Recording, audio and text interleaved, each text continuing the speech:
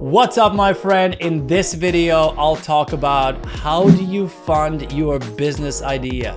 Where do you get the money to build your dream business, to create the freedom that you want? Look, if you have those thoughts and that question, you're not alone. Most people, when they get that idea, they get excited, they go, how am I gonna pay for this? So let's talk about how can you turn your dream, your goal into reality.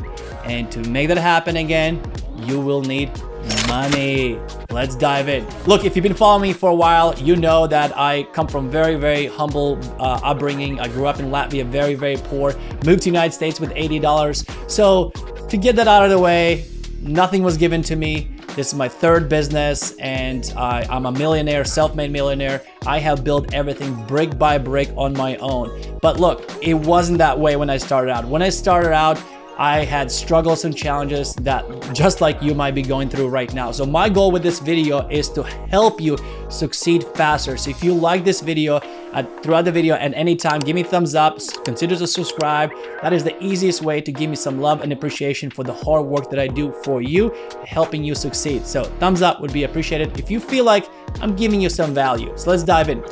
First thing that I want to communicate to you is this. We live in a world of instant gratification. So we live in a world where everybody wants everything now. They want the nice phone, the nice car, live in a cool area, go eat fancy dinners, travel the world. Look, Instagram and TikToks and all these social media platforms give you this sense of like you are failing, you're falling behind because all these other people live incredible lives. I had the same experience at one point in my life. There's this one specific moment I had. I went with my girlfriend at the time, she's my wife now. We went to this house and this gentleman, her cousin, was younger than I was. He owned a nice home with nice pool and they were having a nice party. And I remember leaving that party, I was thinking like, wow, like I feel like a failure. I'm older than him. I've been an entrepreneur for a long time. I don't even own my own home. And I had to snap out of that state and I had to ask myself, what is your long-term vision? What are you building here? And I said, well, I'm building big business. I'm reinvesting all my money into this business.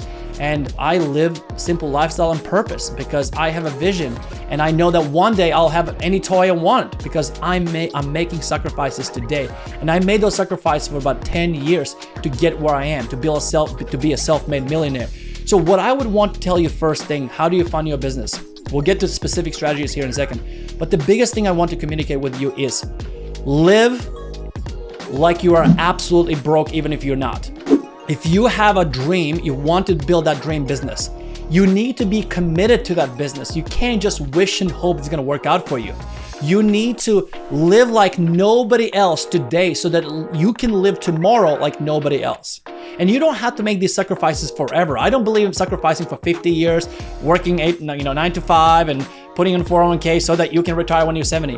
With entrepreneurship, if you do it right, you can succeed much faster. Sometimes you need to sacrifice like 3 years to really see big jump. So the first thing you need to do, you need to make sacrifices today, right now.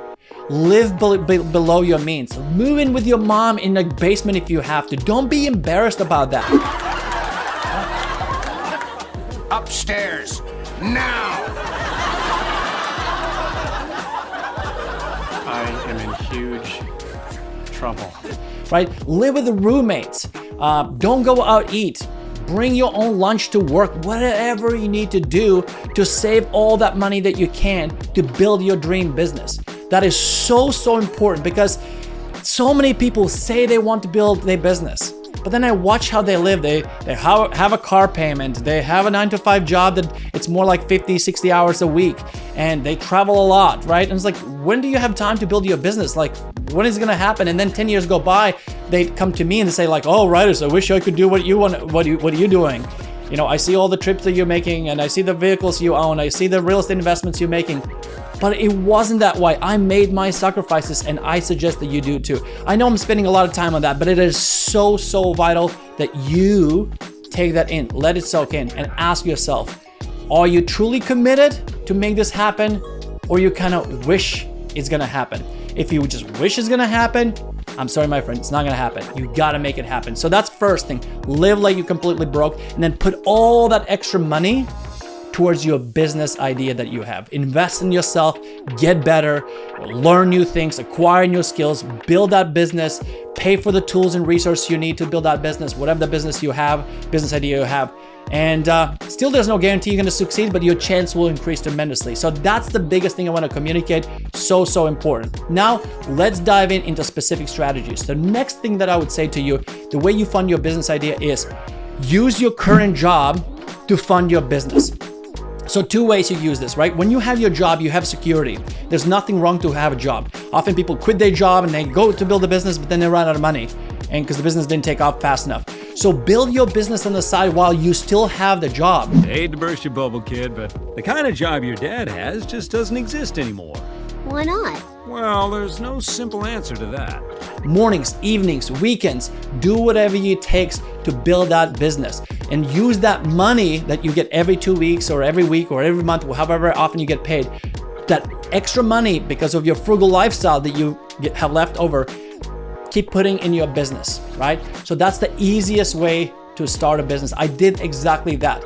I was in real estate, I was doing leasing, and as I was doing leasing, every free time I had, I was building my businesses. So that's number one. Number two is you can use savings. You can use savings to build your dream business.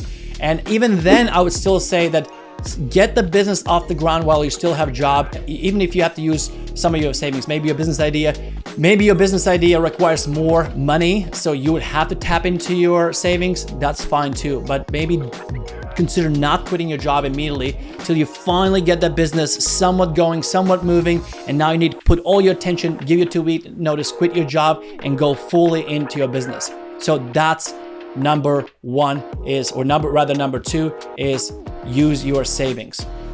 All right, so let's say that you are, still have your job, maybe you don't have much money left, maybe you have used your savings, so you have no savings. What else could you do?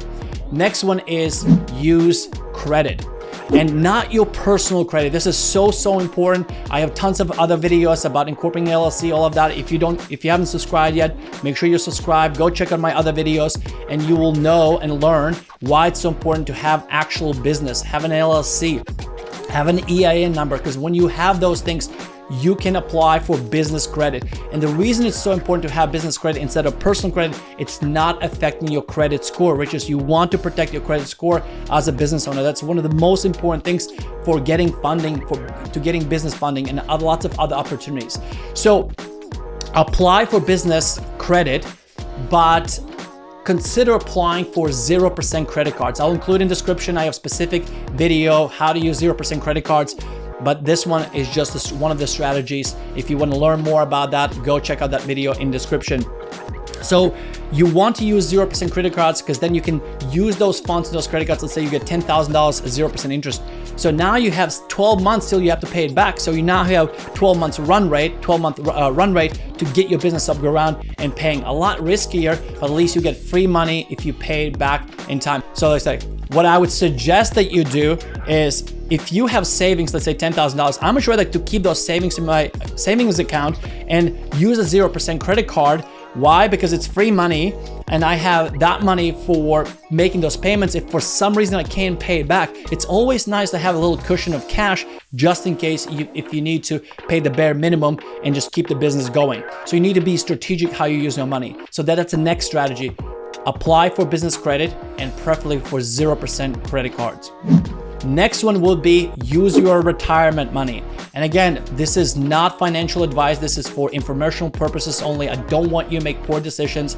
This is what has worked for me and many others, but you would have to consult with your financial advisor to make sure that it makes sense to you. So what I did back in the day when I started so it was like 14 years ago, I believe, 13 years ago, when I started my e-commerce business, what I did actually, I believed in my business so much, I actually went out and pulled quite a bit of money from my 401k. I have to pay some taxes, some penalties, all of that. I did not care, right? Because I don't believe in stock market, all of that. I believe in myself. And I pulled that money out, I built that business, and it paid back handsomely. I would never be where I am if I didn't make the decision. So you definitely want advice with your financial advisor. You don't consult, don't make stupid decisions, but it's a strategy and option that you could use to fund your business. Next one is friends and family. So friends and family, it's not my favorite option because I honestly like to have my separate relationship with my friends and family. I don't want to ask them money. I've never done that, but I hear a lot of people do that. Maybe you have wealthier parents. Maybe it can be 0% interest loan from your parents, and then you're going to pay them back. You know, there's nothing wrong borrowing from friends and family, but if your business fails and you can't pay them back, it doesn't feel good to you. It might ruin your relationships, and I would say, look, consider this option.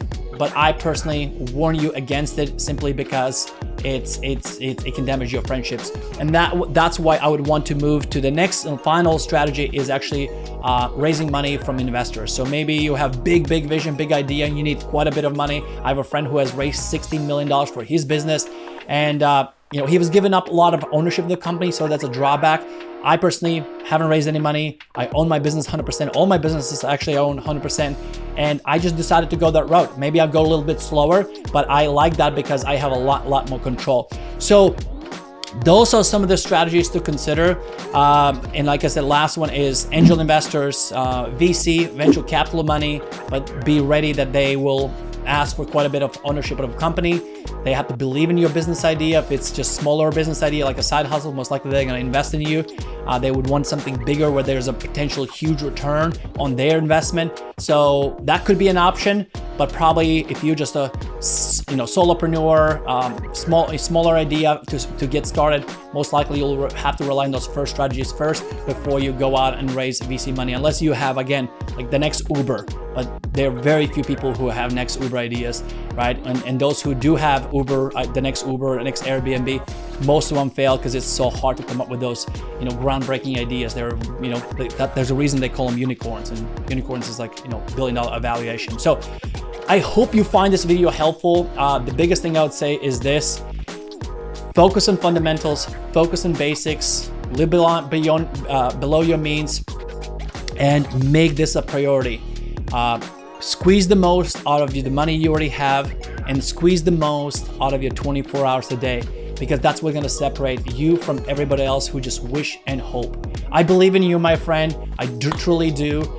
Take action right now. Come up with a game plan based on this video, because I know if you just watch this video and it's like, oh, that was really cool, it was pure entertainment. I'm not here to entertain you. I'm here to help you keep moving forward with your vision, with your goals.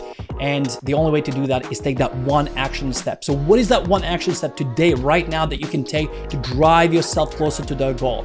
So then when you're done, don't go to another video. Even if it's my video, go and execute. Go and execute. That's the best thing you can do right now. Massive action, and execute right now. So again, if you appreciate this video, if you got some value, consider give me a thumbs up, subscribe, because I bring videos every single week to help you start and scale your business, build wealth, and leave legacy. So from the bottom of my heart, thank you for your time. Your time is valuable. I don't take that lightly that you're here with me. Thank you, and I'll see you in the next one.